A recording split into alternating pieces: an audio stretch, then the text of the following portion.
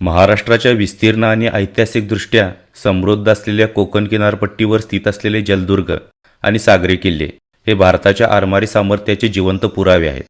रत्नागिरी जिल्ह्यातील दापोली तालुक्यात हर्णे या प्राचीन बंदराजवळ असलेला कनकदुर्ग हा किल्ला याच आरमारी परंपरेचा एक महत्त्वाचा भाग आहे. कनकदुर्ग हा स्वतंत्र किल्ला म्हणून अस्तित्वात असण्यापेक्षा तो सुवर्णदुर्ग या बलाढ्य जलदुर्गाचा एक अत्यंत महत्त्वाचा सहाय्य किंवा उपदुर्ग म्हणून ओळखला जातो.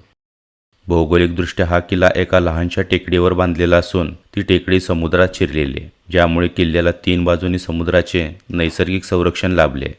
किल्ल्याचे एकूण क्षेत्रफळ साधारणपणे 7406 चौरस मीटर असून तो उत्तर दक्षिण दिशेला पसरलेला आहे. सामरिकदृष्ट्या सुवर्णदुर्ग हा मुख्य जलदुर्ग असून त्याच्या रक्षणासाठी किनाऱ्यावर कनकदुर्ग, फतेदुर्ग आणि गोवागड या 3 किल्ल्यांची एक साखळी उभारण्यात आली होती. या 3 उपदुर्गामुळे सुवर्णदुर्गाला एक प्रकारचे तिहेरी कवच प्राप्त झाले होते. किल्ल्यावर जाण्यासाठी हर्णे बंदराकडून पाषाणात कोरलेल्या पायऱ्यांची वाट आहे. किल्ल्याचा मुख्य दरवाजा आज पूर्णपणे नष्ट झाला असून केवळ त्याचे अवशेष तिथे पाहायला मिळतात. या ठिकाणी एक मोठा काळ्या पाषाणातील बुरुज आहे. समोर पायऱ्यांची वाट असून ती उत्तर टोकाकडे जाते. उजव्या बाजूस भगवा फडकताना दिसतो. कनकदुर्गावरील सर्वात आश्चर्यकारक आणि महत्त्वाचे वैशिष्ट्य म्हणजे तिथे असलेल्या पाण्याच्या टाक्या. किल्ल्यावर एकूण 9 पाण्याचे हौद आहेत. या 9 टाक्यापैकी 8 टाक्या एकाच रांगेत असून त्या दगडी भिंतींनी एकमेकापासून विभागलेल्या आहेत. 9वी टाकी पश्चिमेला थोड्या अंतरावर आहे. सर्वात महत्त्वाची बाब म्हणजे हा किल्ला समुद्रापासून केवळ 4 मीटर अंतरावर आणि 7 मीटर उंचीवर असूनही या टाक्यामधील पाणी गोड आहे. कनकदुर्ग किल्ल्याचा सर्वोच्च भाग म्हणजे त्याचा दक्षिण माथा असून तेथे आधुनिक दीपगृह उभारले.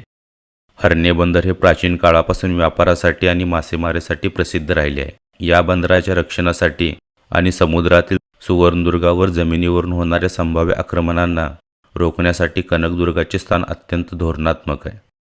सुवर्णदुर्ग संकुलाची मूळ बांधणी विजापूरच्या आदिलशाही राजवटीत 16व्या शतकात झाल्याचे मानले जाते. छत्रपती शिवाजी महाराजांनी या किल्ल्याचे महत्त्व ओळखून 1660 मध्ये तो जिंकून घेतला व किल्ल्याचे बळकटीकरण केले. किल्ल्याच्या पश्चिम आणि दक्षिण बाजूला समुद्रसपाटीवर मोठे कातळ आहे, ज्यावर समुद्राच्या लाटा जोराने आदळतात. भरतीच्या वेळी कनकदुर्ग आणि फतेदुर्ग एकमेकापासून वेगळे व्हायचे. आंग्रेंच्या काळात या 2 भागांना जोडण्यासाठी एक दगडी पूल बांधला गेला. किल्ल्यावरून अरबी समुद्रात उभा असलेला सुवर्णदुर्ग किल्ला, समोर फतेदुर्ग व गोवागड आणि हर्णे बंदरातील गजबजलेला मासळी बाजार व मासेमारीच्या शेकडो होड्यांचे दृश्य दिसते. जरी आज या किल्ल्याची बरीच पडझड झाली असली तरी कातळात कोरलेल्या पाण्याच्या टाक्या, ऐतिहासिक दगडी पूल आणि आधुनिक दीपगृह यामुळे या किल्ल्याचे महत्त्व अबाधित आहे.